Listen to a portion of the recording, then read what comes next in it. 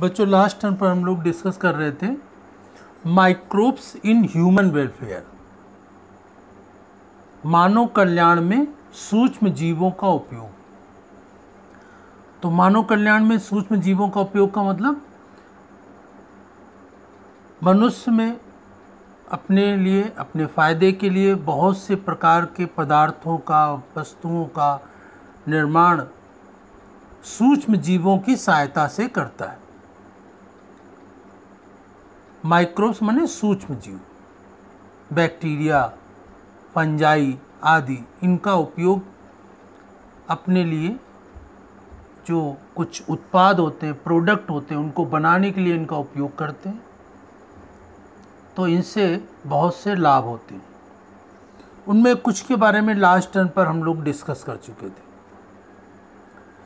जैसे कि dairy industry में, बेकरी इंडस्ट्री में इनका उपयोग किया जाता है। इसके अलावा लेदर इंडस्ट्री में भी किया जाता है। उसी के आगे आज हम लोग पढ़ते हैं कि सूक्ष्म जीवों का उपयोग और किसमें किसमें किया जाता है। तो यहाँ पर एंजाइम को हिंदी में कहते हैं विकर। एंजाइम या विकर या एंजाइम क्या होते हैं? ये प्रोटीन के व्युत्पन्न होते हैं। Derivatives of protein is known as enzyme. Protein के व्युत्पन्न होते हैं एंजाइम या विकर। हमारे शरीर में, शरीर की सभी कोशिकाओं में और सभी क्रियाएं एंजाइम या विकर के सहयोग से ही होती। एंजाइम या विकर जैसे कि पाचन, उत्सर्जन, प्रजनन, ब्लड सर्कुलेशन, जितनी भी क्रियाएं जंतुओं और पौधों सभी में होती हैं, सब एंजाइम या विकर के सहयोग से ही होती हैं। और ये एंजाइम या विकर के सहयोग से हम दूसरे जो बाहर उत्पाद कुछ होते हैं उनको भी बनाते हैं। लेकिन ये एंजाइमों का उत्पादन सूक्ष्म जीवों की सहायता से करते हैं।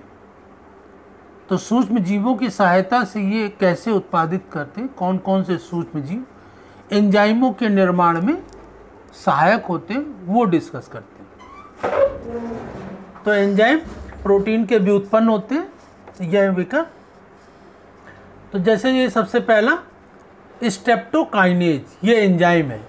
स्ट्रेप्टोकाइनेज एंजाइम किससे बनाया जाता है? स्ट्रेप्टोकोकस नामक बैक्टीरिया से।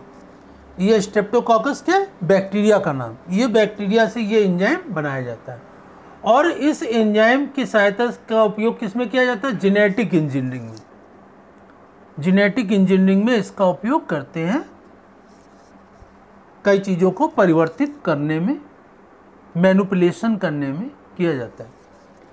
इसके अलावा हार्ट अटैक होने पर, ब्लड क्लॉट करने पर, रुधिर बहाव को सामान्य बनाए रखने के लिए, ब्लड क्लॉट को हटाने के लिए भी स्ट्रेप्टोकाइनेज एंजाइम का सहारा लिया जाता है। इस एंजाइम की सहायता से क्या करते हैं? ब्लड क्लॉटिंग को हटा देते हैं और ब्लड फ्लो को, रुधिर प्रवाह को सामान्य बनाए रखने के लिए ये एंजाइम सहायक होता है, इसमें सहायता करता है। तो स्ट्रेप्टोकाइनेज एंजाइम स्ट्रेप्टोकोकस बैक्टीरिया की सहायता से बनाया जाता है। और ये ब्लड, हार्ट अटैक में, ब्लड क्लॉटिंग में और जेनेटिक इंजीनियरिंग में इसका उपयोग करते हैं। इसके अलावा अगला क्या है? Lipase enzyme. ये लाइपेज एंजाइम हाइड्रोलेज एंजाइम, ये हाइड्रोलेज एंजाइम जो होता है वो किस काम में आता है? चिकनाई, दाग हटाने में काम आता है। और पनीर आदि को बनाने में भी इसका उपयोग किया जाता है। और ये जो हाइड्रोलेज एंजाइम है ये किसके द्वारा बनता है?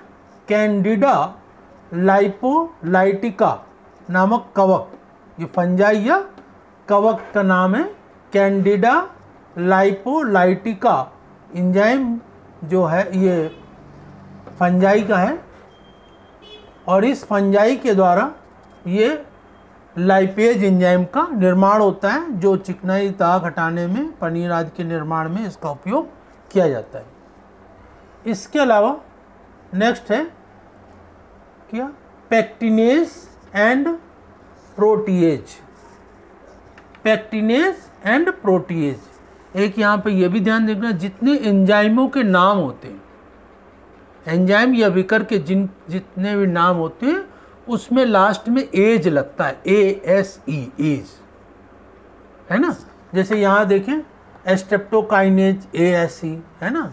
इसके बाद हाइड्रोलेज ASE, इसके बाद पेक्टिनेज ASE, प्रोटीएज ASE। तो लास्ट में एंजाइमों के नाम में क्या होता है, एज लगा होता है, ASE। तो ये पेक्टिनेज एंड प्रोटीएजेज एंजाइम, जो इनका उपयोग किस में किया जाता है, इंडस्ट्रियल लेवल पर जो फ्रूट जूस होता है,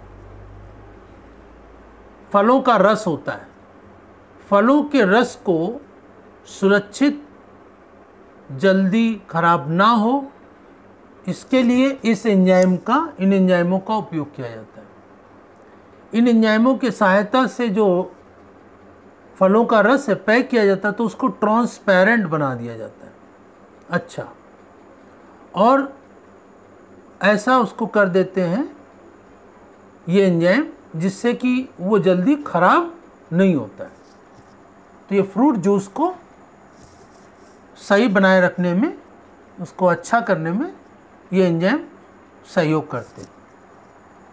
इसके अलावा vitamin B2, riboflavin, B12 vitamin है, कोबालेमाइंस, ये विटामिन B2 और विटामिन B12, इसके निर्माण में ये फंजाई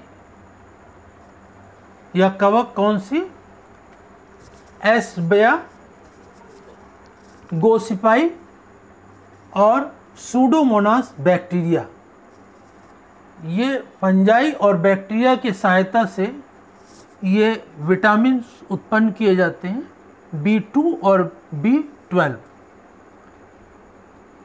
ये दोनों विटामिन बहुत ही इम्पोर्टेंट और महत्वपूर्ण होते हैं हमारे शरीर के लिए। तो ये एक फंजाई है और एक बैक्टीरिया। फंजाई एस्बेया, गोसिपाई और सूडोमोनास बैक्टीरिया, इनकी सहायता से ये विटामिन भी तैयार की जाती है। ये विटामिन बनाने में इन एंजाइमों का सहयोग ये लिया जाता है, फंजाई का और बैक्टीरिया का। इसके बाद एथेनॉल। एथेनॉल क्या है, शराब है। एथेनॉल क्या होती है, शराब होती है, जिसका उपयोग होम्योपैथिक, आयुर्वेदिक, एलोपैथिक दवाइयों में सभी में किया जाता है, और इसका उपयोग विलायक या सॉल्वेंट के रूप में किया जाता है विभिन्न प्रकार के इंडस्ट्री में। और इसके अतिरिक्त एथेनॉल को पेट्रोल में भी मिलाया जाता है, इसको स्पिरिट की तरह भी इस्तेमाल किया जाता है जला करके। तो इस प्रकार से एथेनॉल का उत्पादन करने में ये सैक्रोमाइसिस और एरोबैक्टर, एथेनोलिकस, इन सूक्ष्म जीवों का उपयोग किया जाता है एथेनॉल के निर्माण में। इन सूक्ष्म जीवों का उपयोग करते हैं। इसके अलावा माइक्रोब्स इन मेडिसिन इंडस्ट्री, मतलब कि दवा उद्योग में सूक्ष्म जीवों का क्या उपयोग होता है। ये तो देख लिया एंजाइम, लाइपेज और पेक्टिनेज, प्रोटीएजेस, विटामिन्स, एथेनॉल, और इसके बाद माइक्रोब्स इन मेडिसिन इंडस्ट्री, दवा उद्योग में भी इसका उपयोग किया जाता है। क्या क्या बनाने में, एंटीबायोटिक्स, स्टेरॉइड और वैक्सीन, ये बनाने में भी सूक्ष्म जीवों का उपयोग किया जाता है। एंटीबायोटिक को हिंदी में कहते हैं प्रतिजैविक। एंटीबायोटिक दवाई सबसे पहले किसने बनाई थी, अलेक्जेंडर फ्लेमिंग ने। अलेक्जेंडर फ्लेमिंग ने सबसे पहले एंटीबायोटिक दवा बनाई। किससे बनाई? पेंसिलियम नोटेटम नामक कवक या फंजाई से बनाई थी, पेंसिलियम नोटेटम। और इससे जो एंटीबायोटिक बनाई थी उस एंटीबायोटिक का नाम क्या है? पेंसिलिन। पेंसिलियम नोटेटम नामक फंजाई से पेंसिलिन नामक एंटीबायोटिक बनाई थी सबसे पहले किसने? अलेक्जेंडर फ्लेमिंग ने। और उसके बाद तमाम बहुत सी एंटीबायोटिक दवाइयाँ बनाई गई। और ये एंटीबायोटिक दवाइयाँ किससे बनाई जाती? सबसे पहले तो फंजाई या कवक से बनी, और उसके बाद बैक्टीरिया से भी बनाई गई। तो एंटीबायोटिक दवाइयाँ, प्रतिजैविक दवाइयाँ किससे किससे बनाई जाती हैं? बैक्टीरिया से और फंजाई से। बैक्टीरिया को हिंदी में कहते हैं जीवाणु और फंजाई को कहते हैं कवक। तो जीवाणु और कवक से ये एंटीबायोटिक दवाइयाँ बनाई जाती हैं। तो एंटीबायोटिक दवाइयाँ आज कल हर मर्ज में, हर रोग में एंटीबायोटिक दवाइयाँ का उपयोग बहुत बड़े स्तर पर हो रहा है। तो बैक्टीरिया और फंजाई, जीवाणु और कवक, इनका उपयोग एंटीबायोटिक दवाइयों को बनाने में किया जाता है। इसके अलावा स्टेरॉइड को बनाने में भी सूक्ष्म जीवों का उपयोग किया जाता है। और ये वैक्सीन या टीका, वैक्सीन या इसको हिंदी में कहते हैं टीका। वैक्सीन के बारे में भी हम लोग पढ़ चुके हैं ह्यूमन हेल्थ एंड डिसीजेज में। वहाँ पर पढ़ा था वैक्सीन क्या होती है, वैक्सीन कितने प्रकार की होती है। तो वैक्सीन या टीका ये भी किससे बनाया जाता है? सूक्ष्म जीवों से ही बनाया जाता है। ठीक है ना? बैक्टीरिया, फंजाई, वायरस, जीवाणु, विषाणु, कवक आदि से ये वैक्सीन या टीका बनाया जाता है। तो आजकल जितनी भी मर्ज हैं, हर मर्ज की दवा में एंटीबायोटिक का उपयोग हो रहा है। और ये किससे बनाई जाती है? सूक्ष्म जीवों से बनाई जाती है। वैक्सीन, जैसे आजकल महामारी फैली हुई है कोरोना की, अब कोरोना की बीमारी से बचने के लिए वैक्सीन या टीका बनाया जा रहा है।